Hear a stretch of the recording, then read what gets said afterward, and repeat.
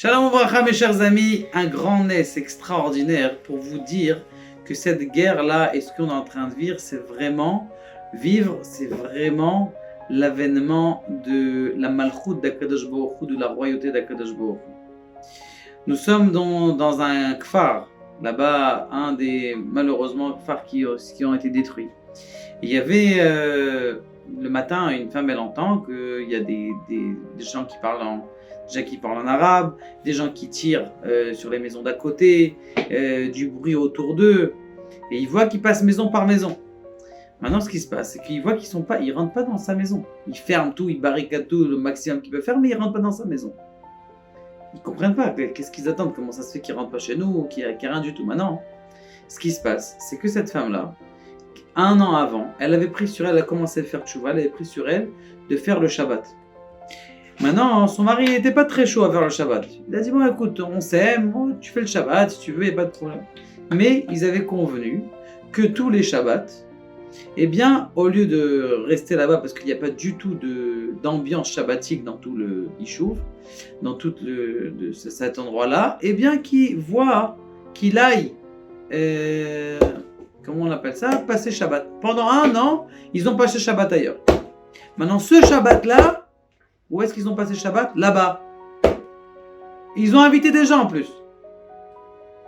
Maintenant, ce qui se passe, c'est qu'elle ne comprenait pas pourquoi. Maintenant, ils ont mis à sac, ils ont fait ce qu'ils avaient à faire. Maintenant, ils ne comprenaient pas comment ils n'ont même pas tapé à la porte. Elle ne comprenait pas ça. Même après qu'ils sont sortis, que l'armée Baruch Hashem est arrivée, que Kadosh Baruch Hu, il a sauvé tout le monde. Comment ça se fait qu'il ne s'est pas passé? Et elle a entendu, qu'il y avait un arabe qui était là-bas, que cet arabe-là, il travaillait chez elle, et qu'il lui avait donné même des jouets.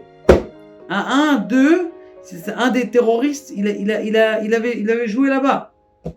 Il leur a donné des jouets pour ses enfants. Maintenant, ils se sont rendus compte qu'ils avaient des listes. Dans toutes ces listes-là, d'accord, il y a marqué, voilà, celui-là il est là, celui-là il a 2 enfants, celui-là c'est à prendre, celui-là il a 4 enfants, celui-là il a un chien et des machins. Et donc ils montaient par maison.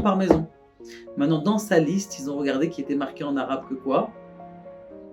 Que, eh bien, ils sont pas là Shabbat. Ils étaient là Shabbat. Parce que comme elle était enceinte, cette femme-là, et qu'elle pouvait pas voyager, elle a dit, bon, on va rester Shabbat, on va faire Simchat Torah ici, c'est pas grave, par le mérite du Shabbat. Maintenant, moi, je réveille tous les encore jeunes qui font pas le Shabbat. Les jeunes disent, bon, c'est beau, c'est très bien.